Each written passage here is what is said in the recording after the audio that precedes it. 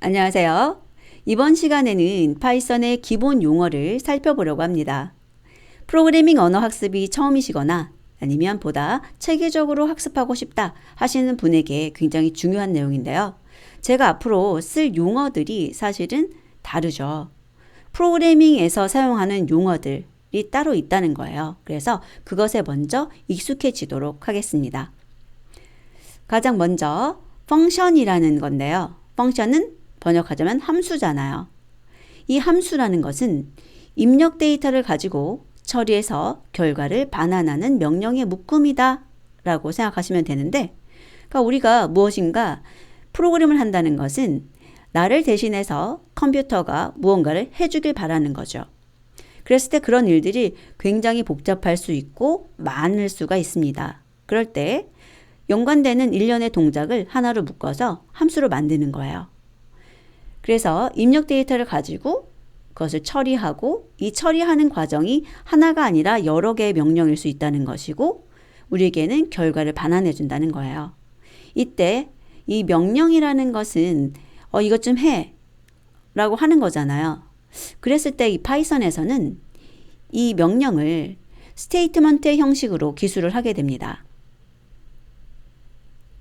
그리고 이 스테이트먼트라는 것은 키워드나 아이덴티파이어, 오퍼레이터, 델리미터 같은 것들로 작성을 하시게 돼요. 자, 그럼 예를 통해서 무엇이 이 키워드부터 델리미터인지 보도록 할게요. 자, 여기 함수를 하나 만들어 놨어요. 이 함수는 무엇이냐면 두 개의 입력 데이터를 가지고 덧셈 처리를 해서 그 결과를 반환해주는 함수예요. 그러니까 덧셈 함수인데 두 개를 더해서 반환하는 함수인 거죠.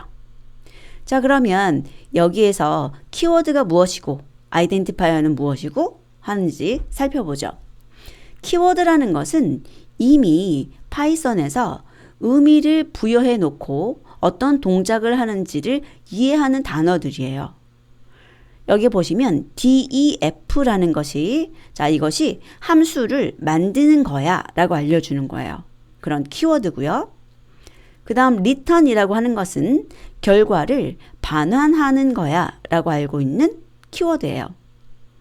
그리고 여기는 add는 identifier라고 해서 함수가 하나가 아니라 여러 개를 만들 수 있거든요. 여러분이 원하는 만큼 계속 만들어 쓰는 거예요. 그랬을 때 이 함수가 어떤 기능을 하고 있는지 그런 것들을 표현하고 그 다음에 서로 구분되는 뭔가가 필요하겠죠. 그걸 저희들이 이름이라고도 하고 또 아이덴티파이어라고도 하는데 바로 이 add라는 것이 아이덴티파이어, 다른 말로 이름이라는 것입니다. 그래서 이런 아이덴티파이어는 정해져 있는 게 아니고 규칙만 존재해요. 이렇게 만들어라 라고 하는 아주 기본적인 규칙이 존재하고 거기에 맞춰서 프로그래머가 생성하는 거예요. 프로그래머가. 그래서 키워드는 이미 파이썬이 알고 있고 의미를 가진 단어들이고 아이덴티파이어는 다른 것들과의 구분을 위해서 프로그래머가 지어주는 이름이라고 생각하시면 되겠습니다. 그리고 여기 덧셈 기호 보이시죠? 이 더하기. 이 더하기라는 것이 바로 오퍼레이터예요. 오퍼레이터. 연산자들. 더하기만 있는 건 아니지만 더하기, 빼기, 곱하기 굉장히 다양하게 있습니다. 그리고 여기 콜론 보이세요? 이 콜론이 델리미터예요. 델리미터라는 것은 얘도 마찬가지로 뭔가 그 문자들을 구분하기 위해서 사용하고 종결자라고도 하는데 이 DEF부터 시작해서 여기 닫기 가로까지가 함수의 프로토타입이라 그래서 어떤 식으로 사용하는지를 알려주고 무엇인지를 알 수 있는 부분이에요. 그리고 이 콜론 뒤에 있는 것이 뭐냐면 실제로 동작하는 내용이고요. 그래서 이쪽에 있는 것을 저희가 프로토타입이라고 하는데 그런 프로토타입 또는 어떤 함수의 헤더 부분과 바디 이게 이제 실제로 동작하는 부분을 body라고 하는데 그 body 부분을 분리해 준 거죠. 자, 이렇게 다양한 요소들로 펑션이 구성이 되고요. 그 다음에 이렇게 펑션을 만들었으면 사용해야 되죠.